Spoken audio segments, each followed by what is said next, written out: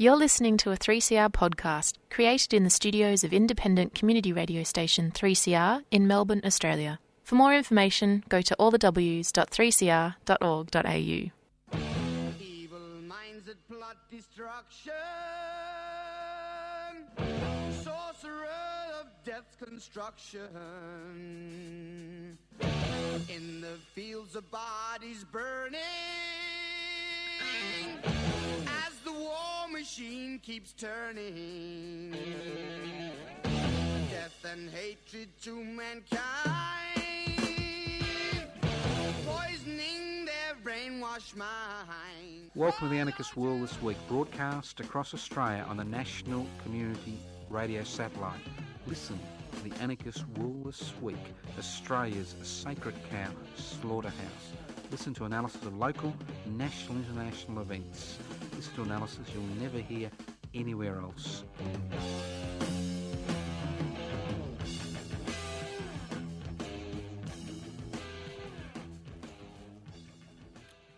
Welcome to the Anarchist World This Week. My name's Joseph Toscano and I have the honour of being the first broadcaster allowed back into the studios of 3CR in Melbourne. Hopefully this will change things, that we'll see more and more broadcasters able to come in and broadcast live, many on the Community Radio Network. We have over 10 programs, Community Radio 3CR, which are broadcast nationally on the Community Radio Network, and we thank those people very much for keeping the Community Radio Network on air during the COVID-19 crisis. If you wonder what anarchy is all about, no, it's not about keeping us on air. Anarchos without rulers. It's very simple. An anarchist is somebody who'd like to live in a society without rulers. Not without rules, but without rulers. What gives rulers power? Well, what gives rulers the ability to determine your life and the life of billions of people on this planet? It's very simple. Inequalities in power and wealth. So the anarchist struggle is the struggle to devolve power, which is to share power, and it's the struggle to hold wealth in common and use it for the common good. It's a very simple concept. It's a concept which human beings have been struggling for since time immemorial. Now, just a few little housekeeping events. Look, it's nice to be back in the studio. I nearly fell asleep. It's lucky that the intro song woke me up. It's good to be surrounded by all these pieces of equipment which allow us, obviously, with human intervention of the staff at Community Radio 3CR and the staff at the Community Radio Network, to be heard across Australia. So it's great to be back in the studio. I mean, I've been here for 43 years, same studio, same boring studio, but I think it's been repainted while I've been away. Now, just something a bit funny to start off with. I think we need a bit of light humour. And the light humour for the week for me was Mr Tony Abbott, our former Prime Minister, the man who believes climate change is a left-wing plot. You know, the man who introduced a lot of fascinating things in our society, marginalised the poor, tried to destroy Medicare, and the list goes on and on. Well, he's now become a companion of the Order of Australia. Now, that is the highest honour which can be bestowed on a human being in this country. Now, I've always been a little bit amused by the honours list, the Australian honours list, because the first thing is it is actually run by a private corporation on behalf of the government. That's right, private corporation on behalf of the government. Secondly, the only time you can receive an honour is during Invasion Day, they call it Australia Day, or Queen Lizzie's birthday. Come on, what radical activists would actually accept an honour on either of those days? So in 2005, because I never saw any names, on the New Year's honours list and the Queen Birthday's honours list and the Australia honours list, I never see any names that I recognise. Well, maybe public names, people who get honours for doing their job. Philanthropists, people who squirrel away their money and then use every thing in the book, every law in the book to minimise their tax legally, obviously. And the list goes on and on. So in 2005, they reclaimed the radical spirit of the Eureka Rebellion Celebrations Committee which has been hosting the Eureka Rebellion celebrations on the 3rd of December in Ballarat in Victoria, on the 3rd of December, for the last almost 20 years, introduced the Eureka Australia Medal. And nominations are open today for the Eureka Australia Medal. The Eureka Australia Medal, there are 6 which are awarded. We don't actually have a hierarchy of honours, as they do in the Queen Lizzie and the Invasion Day Australian honours list, where there's a hierarchy where people like Tony Abbott get the top gong and people who work their butt out for 50 years serving the community get the bottom gong. We have 6 gongs, 6 Eureka Australia medals, and it's public nominations, basically. And what I'd like you to remember is when you nominate somebody, we use the Eureka Oath as our bedrock in terms of trying to work out what people have done in order to change society, not to enrich themselves, not to grandiose and grandstand, but to actually help their fellow human beings. And the Eureka Oath is very simple. We swear by the Southern Cross to stand truly by each other and fight to defend our rights and liberties. Now, if you know somebody who has worked tirelessly, never been recognised for their work or hardly recognised for their work, who's been instrumental in changing policy in this country, who's been instrumental in being involved in grassroots movements which have actually changed things for the better, well then this is your chance to nominate them. It's very simple. We need their name, obviously, a contact point for them, whether it's an email address or a postal address or, where they live. We also need 2 or 3 sentences from you about why you think they should receive a Eureka Australia medal. And then obviously we need your name and contact details for you so we can get back in contact with you. Now, nominations close on the 3rd of November, so you've got almost 6 months, or was it 5 months, to get nominations in. And the Eureka Australia medal recipients receive their medal, which is handcrafted. It's got the Eureka Star on it. That's the 8-pointed Eureka Star. They actually received it around mid-morning at Ballarat, at Bakery Hill, at the very place where the Eureka Oath was sworn by Eureka miners and their supporters on the 29th of November 1854. But I don't want you to ring me up. You need to put it on paper. You can either do it by email, and you can send the email to info@anarchistage@yahoo.com, or if that's too long for you, can always send it to info@pipsy.net. Very simple. Pipsy.net or anarchistage@yahoo.com. Just email the details. If you don't want to email them, you can always post them to Post Office Box 20, Parkville 3052. That's Post Office Box 20, Parkville 3052.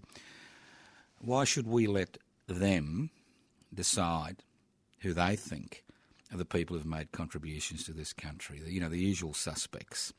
So this is your chance to even up the score. Listen to The Anarchist World This Week, broadcast across Australia via the Community Radio Network. My name's Joseph Toscano. The program is podcast. You can access the podcast by going to 3cr.org.au. Talk about missed opportunities. Now, last week, or was it earlier on this week? Things seem to come and go, and I seem to forget these days. But the government announced some package to assist the construction industry, some convoluted package which allowed people to get 25 grand, I think, for spending 150 grand on home renovations. Really convoluted, stupid program, which supposedly is to keep the construction industry going as the orders dry up over the next few months. Orders for new housing, because people don't want to take that risk. And I'm thinking to myself, and I think it was an $800 million package, and I'm thinking to myself, where do these people come from? What do they eat for breakfast? Are they on hallucinogenic drugs? You want to solve the problem of housing affordability, not just homelessness, but housing affordability. We need more public housing stock, not social housing stock, not affordable housing stock. not community housing stock, which are all basically privately owned by some for not-for-profit and some by for-profit organisations, but public housing, housing which is publicly owned and publicly managed. I mean, I've always fought. I mean, the whole point of public housing when it was introduced after World War II, after a lot of push and shove by returned servicemen and women who were living in tents around the capital cities in this country because of a lack of accommodation. The whole purpose of public housing was to provide affordable, stable, secure housing for people who would never be able to enter the property market, who would never be able to buy their own property. And at one stage, up to 15% of Australians were living in public housing. Today, it's less than 2%. So what we've seen over the last 4 decades is a concerted attempt by governments across the country, especially in Victoria, to privatise public housing in various ways by transferring lease to community and affordable and social housing organisations, by guaranteeing loans to these organisations to build new housing. The list goes on. And it's quite sad to see the construction, forestry, mining, maritime and energy unions kind of jump on board and talk about social housing and not public housing as the answer. So what a missed opportunity. What a missed opportunity to make housing affordability available to everyone. I mean, obviously homelessness is the tip of the iceberg, and there are many people who are not homeless but who are paying 40, 50, 60, 70% of their income for some rental property somewhere, you know? And the people who suffer are obviously those who earn less. It's very simple. And I just find it extraordinary that so few political figures, social figures, community figures, you know, celebrities kind of ignore the concept of public housing, which is tried and tested. Now, we're in the process of reorganising our public housing vigil on the steps of the Victorian Parliament House, and I expect, and I'll give you more information next week, I expect the vigils will recommence around midday in the first Wednesday in July. Now, we haven't actually nailed that into the ground, but hopefully by next week I'll have the full details of that event, because I think it's important that people understand the importance of public housing in our society. Because while we rely totally on the private sector, which is the private sector, it's all about private investment for private profit. That's what capitalism is about, private investment for private profit. While we rely on the private sector to house people, we have this ridiculous situation in Australia, which is a relatively rich country compared to many other places in the world, where many people, up to 1/3 of the population, suffer housing stress in this country. And obviously it's been compounded by the COVID-19 crisis. You're listening to the Anarchist World This Week, broadcast across Australia by the Community Radio Network. Now, I did notice over the last year or so that Chinese bashing has become a regular sport in this country. I mean, we've got a long history of Chinese bashing in Australia, and I've always thought it was a little bit silly, you know? I mean, I've got no truck with the Chinese Communist Party, an authoritarian state capitalist organisation. It's got nothing to do with communism these days. Hasn't had anything to do with communism for decades.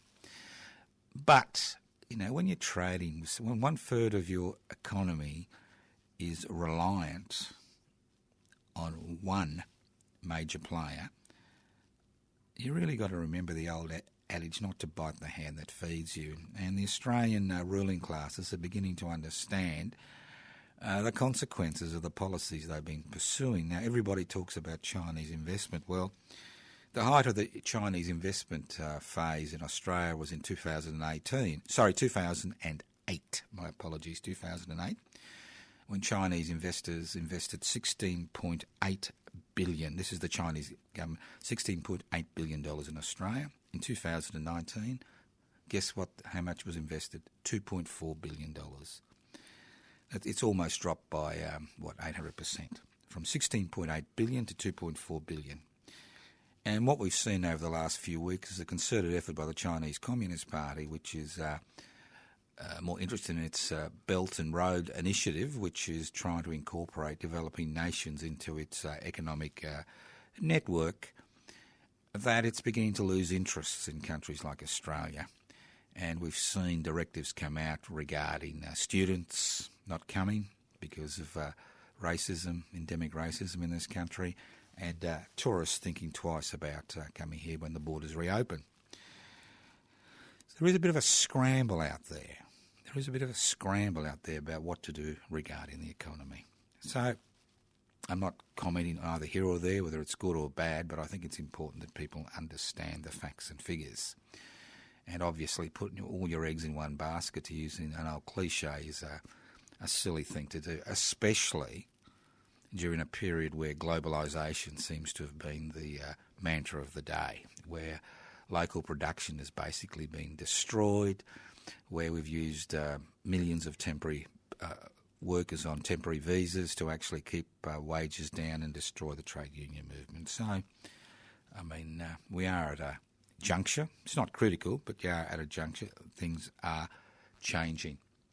You're listening to the Anarchist World This Week, broadcast across Australia via the Community Radio Network. Now, just a community announcement. Now, I have been broadcasting from the studios of Community Radio 3CR for 43 years, much longer than I'd care to remember. An anarchist program. Initially, the Anarchist World This Week was called Encounters with the Third Alternative. When the Berlin Wall came down and showed the depths of despair of the so-called communist experiment, we changed the name to Anarchist World This Week, because we don't have a communist countries anymore. We have countries which are based on the concept of state capitalism, where the state owns the means of production, distribution and exchange, and we have countries which are based on private capitalism, where private individuals and corporations through the stock markets and shares own the means of production, distribution, exchange and communication. And so anarchism is a different way. It's a community-focused, community-driven mechanism of creating a society and an economy which is based on the satisfaction of real, not manufactured human needs, needs that are manufactured for profit. So I've been a little bit amazed about how stupid we've been in this country over the last 4 decades. And I had to laugh when I heard my friends, that's right, those billionaires that own the mining assets in this country, talk about that iron ore royalties would increase, iron ore royalties and taxes would increase by $21 billion over the next decade. That's $2.1 billion. And I'm thinking to myself, after the Jukin Caves fiasco, which I'll mention later on, thinking to myself, what planet are Australians living on? What planet am I living on? We have 25 million people living on a continent which is resource rich.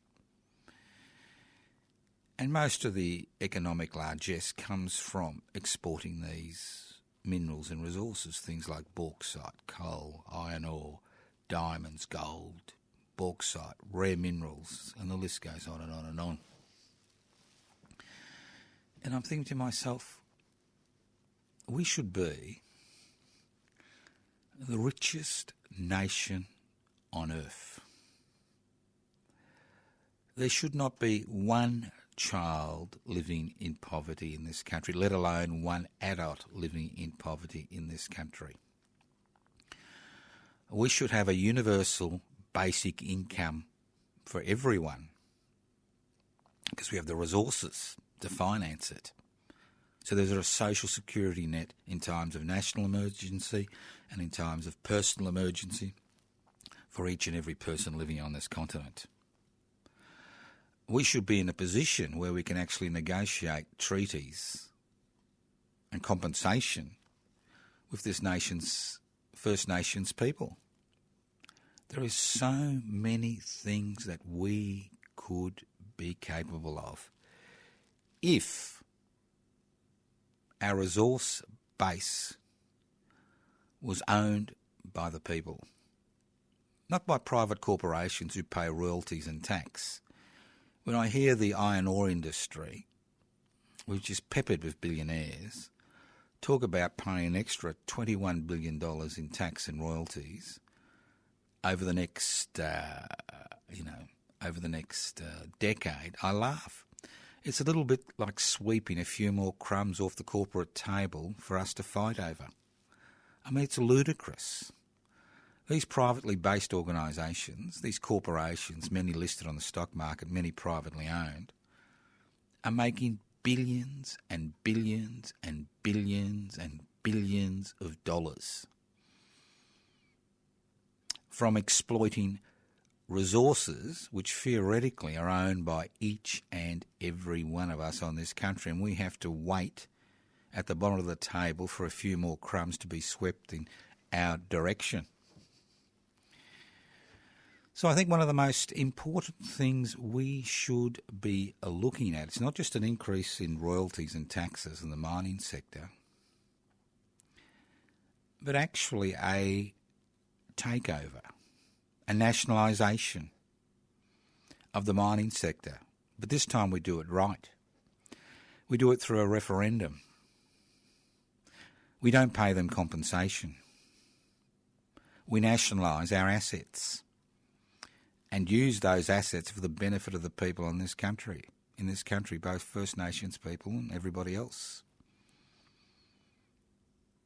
Isn't it about time we started talking about this instead of, jumping up and down because we're going to receive an extra $21 billion in iron ore royalties and taxes over the next decade? That's $2.1 billion per year, which is nothing when you look at the billions of dollars which have been thrown about currently by governments at the state and federal level to combat the COVID-19 economic crisis.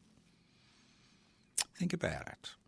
I think this should be an important issue that we should start canvassing now. Obviously, there'll be a lot of blowback from the mining sector. Obviously, they'll start getting a little bit concerned because we're going to take away their resources, actually our resources. But why shouldn't they be publicly owned? Their ownership incorporated in the Australian Constitution so no future government can sell them without a referendum. And I reckon if we had a referendum tomorrow that a majority of Australians and a majority of states would actually agree to having these corporations nationalised so that we can all enjoy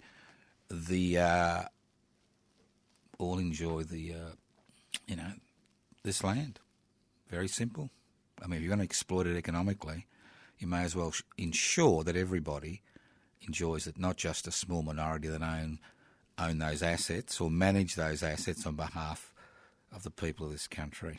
I mean, if there's anything to highlight the stupidity of these mining companies and what is important to them is the destruction of the Juukan Caves in West Australia by Rio Tinto. Now, obviously they did it legally because of the poverty of laws to protect Aboriginal heritage sites, Aboriginal and Torres Strait Islander heritage sites in this country. But let's not forget, this is a caves that everybody knew had been inhabited by human beings for over 45,000 years. What's that? 15 times older than the pyramids. This was an extraordinarily rich archaeological site, and if the state government couldn't protect it, you would think the executives at Rio Tinto would have had enough brains to have ensured that somehow these caves were saved. I mean, all this does is highlight the mentality of the mining sector in this country, which is a mentality which is based on profit for profit's sake. And if you bore me with the idea that they employ billions of people, they don't. They employ less than 2% of people in this country. So think about it. Who owns the resources? Does Queen Lizzie own the resources? Do these private corporations own the resources? Do Australians, First Nations people own the resources? And even with land rights, the amount of money which is given to First Nations people by these corporations is a pittance compared to the profits they make. Or do we all own these resources and we should use them for the common good? You're listening to The Anarchist World This Week, broadcast across Australia via the Community Radio satellite from the studios of Community Radio 3CR in Melbourne. Now, as I said before, I've been broadcasting here for 43 years, much longer than I'd care to remember, and who knows how long more I'll broadcast. It's in the lap of the gods, as they say. But normally at this time of year we have a radiothon here at Community Radio 3CR in Melbourne, Radical Radio, in order to ensure the station continues to be community-owned and community-run for the next 12 months. And now this year, because of the COVID-19 crisis, we actually haven't been able to hold our annual radiothon. But that doesn't mean you still can't support Community Radio 3CR. Now, there's a number of ways to do it, and I don't usually talk about getting a nice feeling in your belly by, contributing to Community Radio 3CR. I say to you, do what the rich and famous do. If you're in work and you pay taxes, this is a great opportunity to legally lighten your tax bill by donating to Community Radio 3CR, because every donation over $2 is a legal, legitimate tax deduction. And every year I highlight this aspect of the radiothon. This year it's actually a month of radiothon, believe it. Well, it's actually not a radiothon, but it's a month of asking people to donate. Now, you can do it in a number of ways. If you're a computer literate, and maybe 1% of the listeners are, I'm just joking there. You can go to 3cr.org.au/donate, 3cr.org.au/donate, and donate. You can always ring 039 419 8377. If you've got a credit card, you can donate 039 419 8377. Or if you're like me, you're a little bit suspicious of all this new technology, you can actually send a cheque or money order. That's right. Make it out to 3CR. Send it to Post Office Box 1277, Collingwood 3066.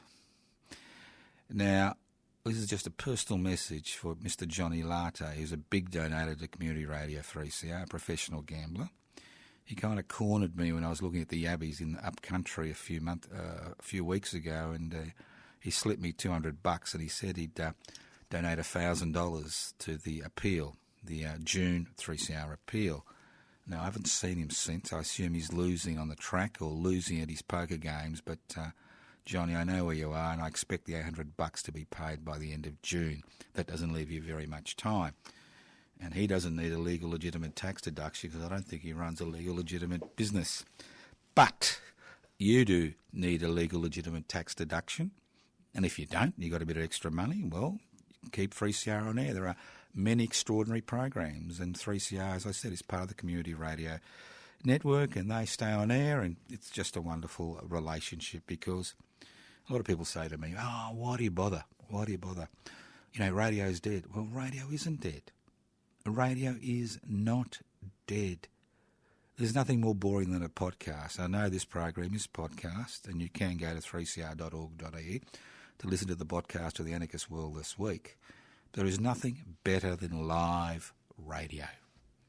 Nothing better, where you're flying through the seat of your pants, you're sitting down, talking to a phone for the last 3 months, now talking back on the microphone, the studios of Community Radio 3CR, and trying to make sense of a world where it's becoming increasingly difficult to actually work out what's happening. Now, I remember a long time ago, when I was a little kid, I was a gog. I saw a bird in winter, and I thought, ooh, spring's round the corner. And I think it was an adult. I can't remember if it was a parent or not, or somebody else. They said to me, Joe, they said, a single bird doesn't foreshadow spring is around the corner. And this reminds me about what's happening on our stock not our stock market, their stock market today. Now, if anybody's a stock market investor, there's been a huge rally over the last few weeks. Huge rally by all these people who somehow think we are going to have a V-shaped economic recovery. And just in case you're not up with the lingo, the economic lingo, a V-shaped economic recovery means COVID-19 crisis, business shut down, boom, all the figures go down, unemployment goes up, profits decrease, tax receipts decrease, recession begins, and then you lift the restrictions as you control the virus and bingo, the economy rebounds.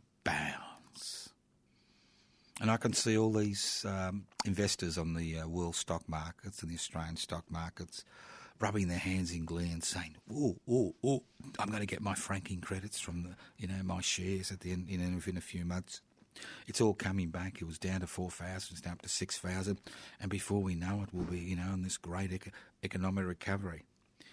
Well, I'd just like to remind these investors there is a difference between what happens on the stock market and what happens in the real world.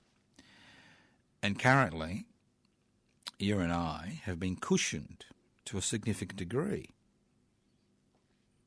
by a number of government initiatives which have been put in place to ensure the economy didn't collapse completely. And these are job seekers, that's doubling the unemployment benefit, which will phase out at the end of September, and JobKeeper, which are about 3 million Australian workers are on, and about a third of them are actually getting more money than they did when they were actually employed.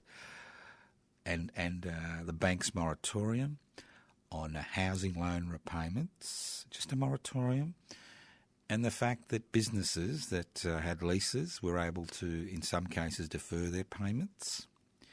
And the problem is that all these temporary measures are starting to be removed.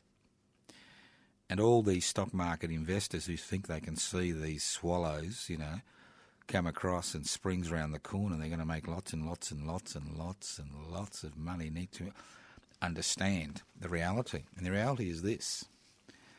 Commercial real estate prices have dropped by at least 8% in Australia in the last 2 months, and they're not rising. Because what the COVID-19 crisis has done is actually increased the penetration of online purchasing, which means fewer and fewer businesses may need to have shop fronts or as many shop fronts as they currently have, as online purchasing increases and the value of the shopping centres and factories around the place drops. As their value drops, the construction of new centres will dry up, and that's what we're seeing. Now, a lot of people who are on JobKeeper are currently theoretically still employed. But once the JobKeeper allowance is removed, and we're seeing this already, we've seen 3 childcare which will cease in a week or two, and those 200,000 workers in the childcare sector who are on JobKeeper currently will actually lose that benefit in the middle of July, much before the end of September, when they were told, which we were told initially. So as more and more sections of the economy lose JobKeeper, you will find that businesses will close. And I have noticed, not that it means anything, but I have noticed a lot more for lease signs on shops and factories around the place over the last 4 to 6 weeks, because the fact about the COVID-19 crisis and deferral of rental payments for businesses is the fact that you've got 2 years to make up that difference. What that means is you'll continue to pay your normal rent, and at the same time, over the next 2 years, you'll have to pay all that back rent you didn't pay. And all those outgoings, which is, a fancy name for insurance, the list goes on and on. All the fees and charges, land tax, GST, goes on and on.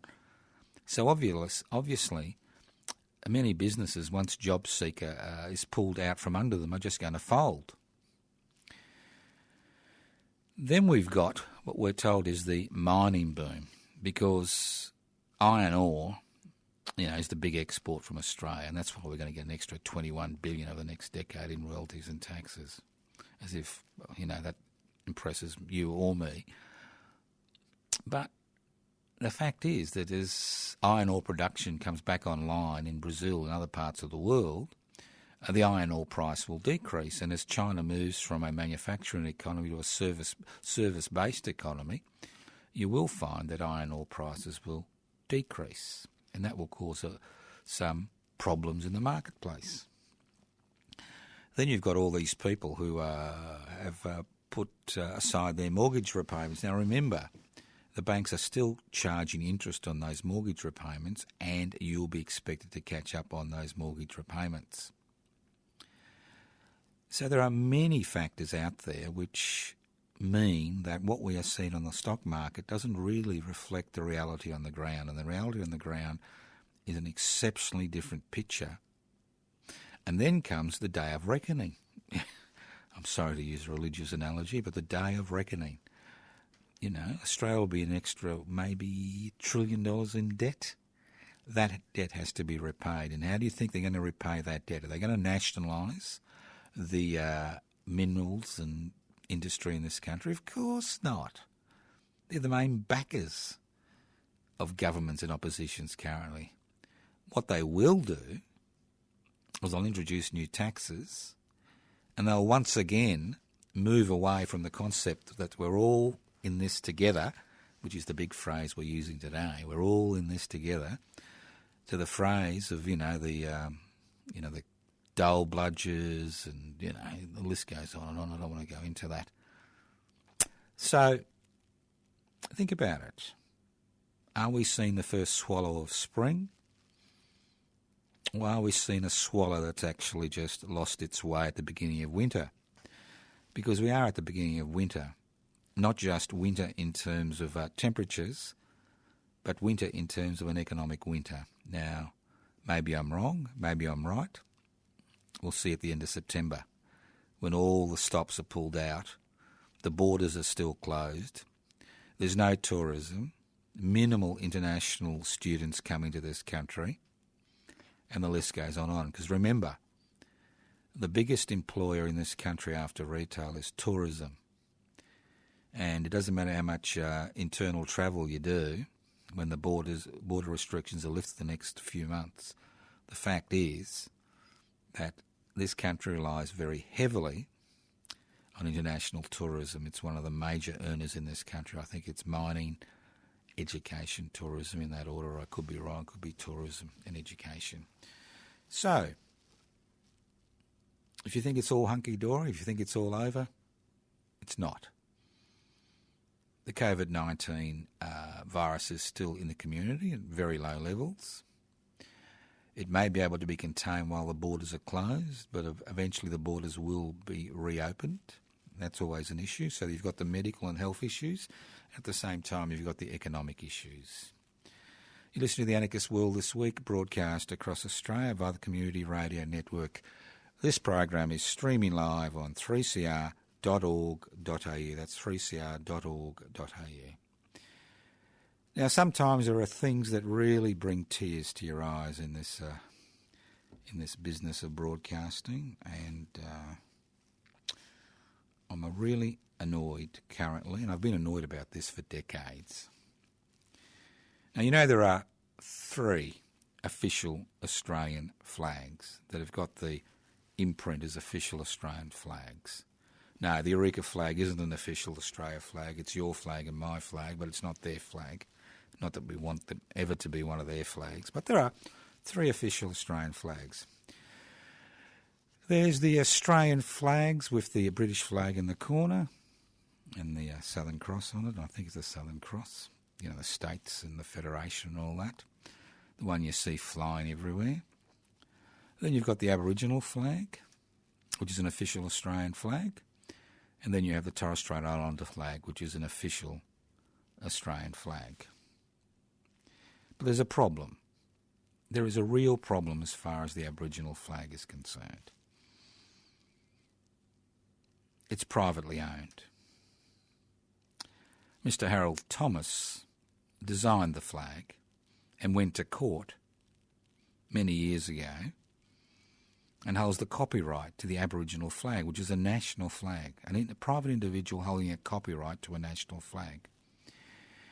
And what Mr. Thomas does is he has agreements with various flag manufacturers and gets a percentage.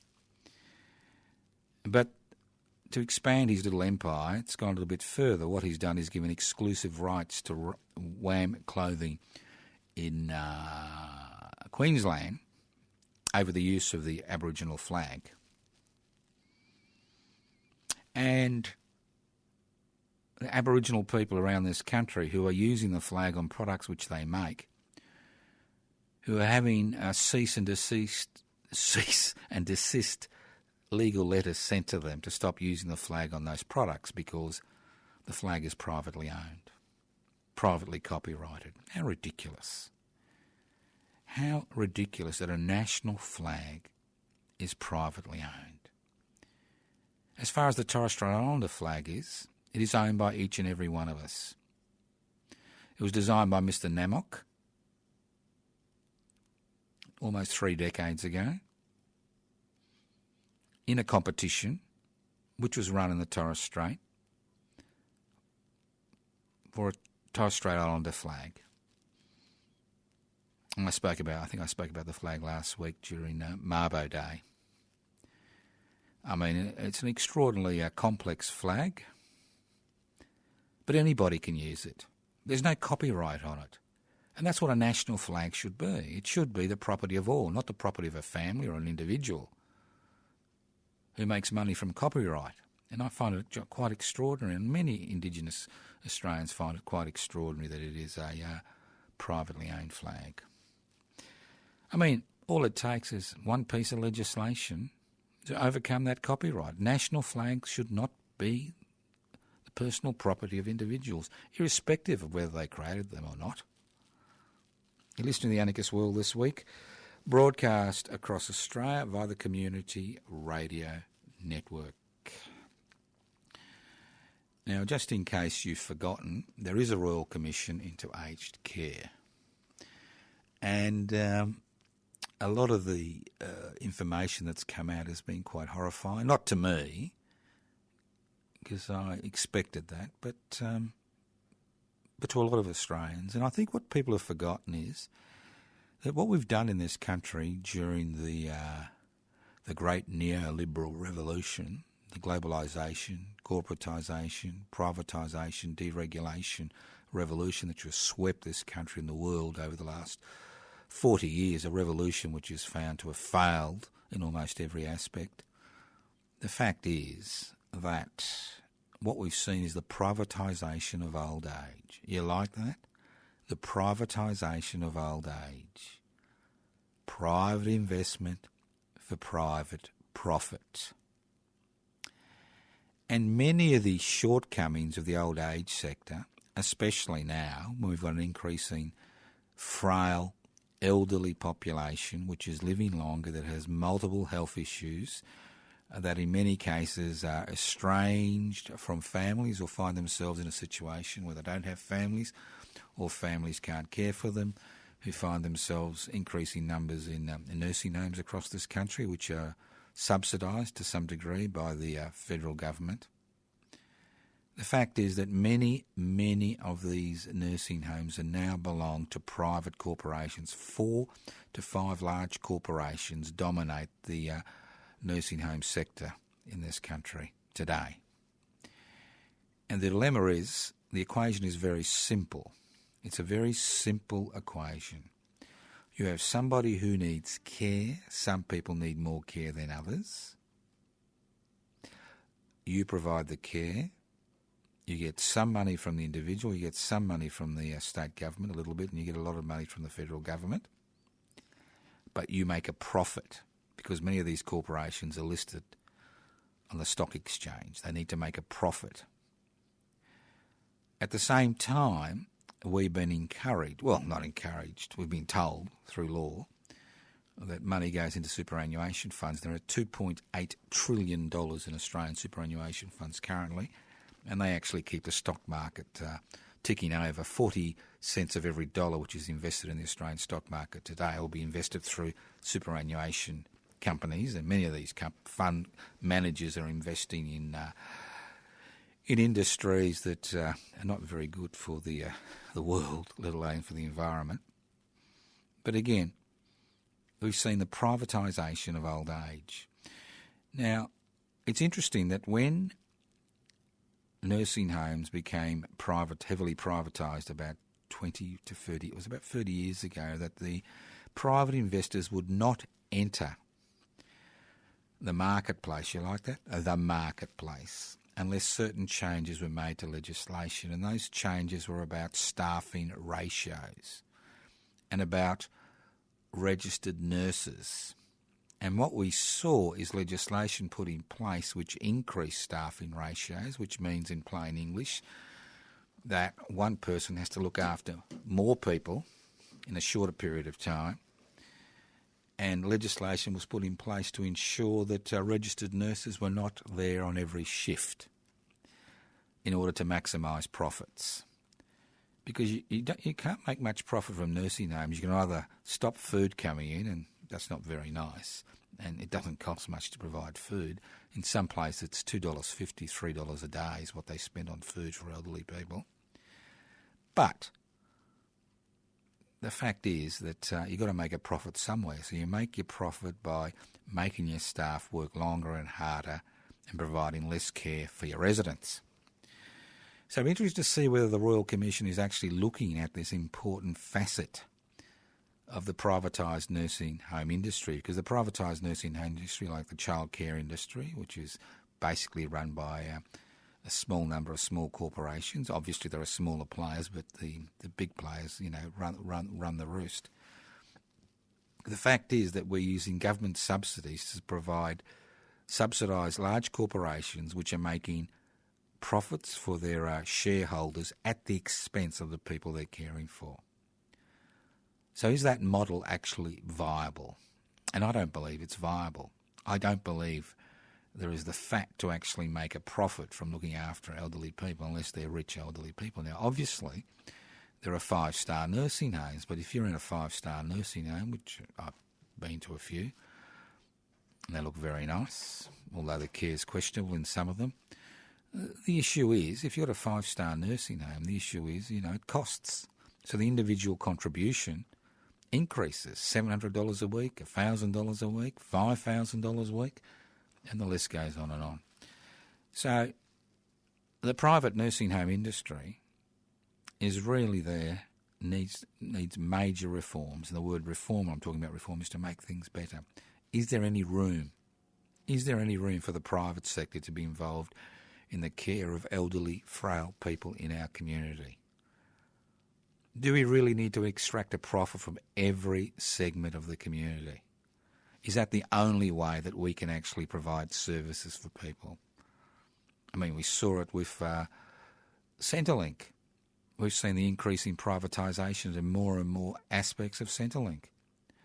We see it with the abolition of the Commonwealth Employment Service and the privatisation of the Commonwealth Employment Service, the growth of companies which now dominate that area and have to date been making the lives of people on social security benefits a misery. And will we go back to that at the end of Job Seeker? Will we go back to that? Will we allow that to happen? And that is the key. Are we going to sit back and do nothing as the government changes the mantra from we are all in this together to it's time you pay, And when I say it's time you pay, it's time for that section of society that owns the means of production, distribution and exchange and communication, that aren't investors, that 8% of society that aren't investors, to pay and pay through the nose. And we're already seeing the federal government introduce legislation which is beginning to roll back the curtain to the good old days. The good old days when you could actually marginalise, humiliate, denigrate people on social security benefits for being on social security benefits, where you could actually pass special laws to ensure workers can't remove their labour in this country without significant penalties. I mean, that is the issue we face on a day-to-day basis. Do we want these laws revoked? Do we want to go back to the good old days, in inverted commas, where the difference between master and slave was very, very, very relevant? As I said before, you've been listening to the Anarchist World This Week broadcast across Australia via the Community Radio Network. This program has been streaming live on 3cr.org.au. That's 3cr.org.au. There's a few, just like to remind you about the 3CR appeal for this month, for the June appeal. Again, you can contribute in many ways. You can go to 3cr.org.au/donate. You can send cheques or money orders to Post Office Box 1277 Collingwood 3066, or you can ring 03 419 8377 and donate with a credit card. Remember, this program is podcast. The program is podcast. You can go to 3cr.org.au. That's 3cr.org.au.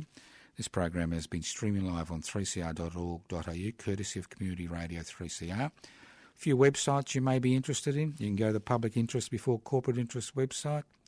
If you want to join Public Interest Before Corporate Interest, you can download the application form by going to pibci.net. That's pibci, pibci.net. As I said, we're going to reactivate the public housing struggle here in Victoria, and hopefully you'll activate the public housing struggle where you live across this country. And if you want to learn more about that, you can go to Public Housing Everybody's Business, the Facebook page, or Defend and Extend Public Housing. There are two Facebook pages I recommend you have a look at. You can go to my personal Facebook page, Joseph Toscano, or Toscano for the Public. That's Joseph Toscano or Toscano for the Public. Yes, you can email me at anarchistage@yahoo.com, anarchistage@yahoo.com, or at info@pibci.net, or at info@pibci.net you can email me at. Or you can always send me a letter at Post Office Box 20, Parkville 3052. That's Post Office Box 20, Parkville 3052. Or you can leave a message on 0439 395 489. I'm very grateful to be back in the studios of Community Radio 3CR in Melbourne, so I can actually broadcast to you across the country on the Community Radio Network. I wish you all the best. It's going to be a difficult 3 months, as I said at the beginning of the program. A single swallow doesn't foreshadow the coming of spring. We're at the beginning not just of a real winter, but at the beginning of an economic winter.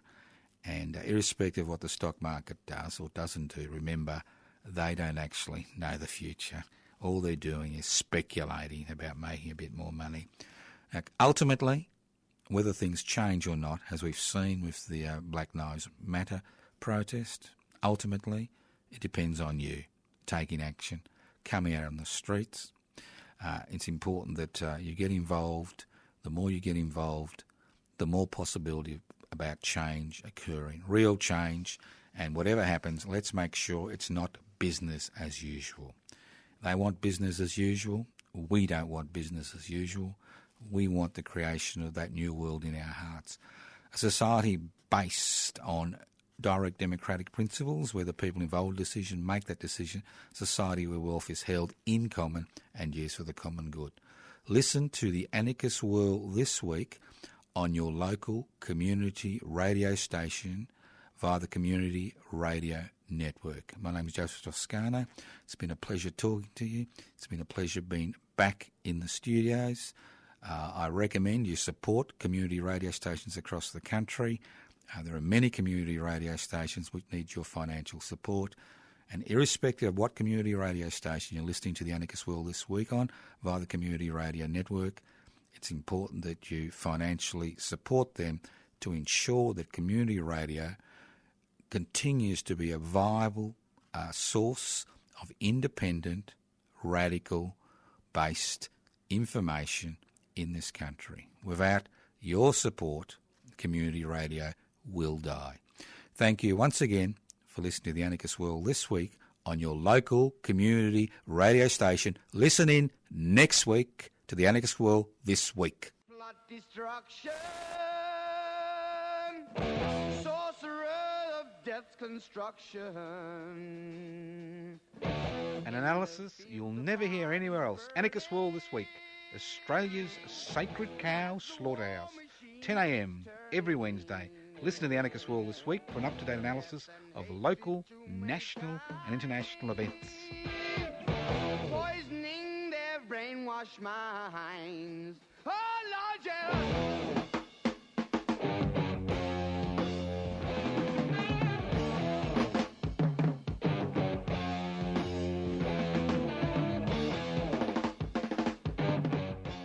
You've been listening to a 3CR podcast produced in the studios of independent community radio station 3CR in Melbourne, Australia.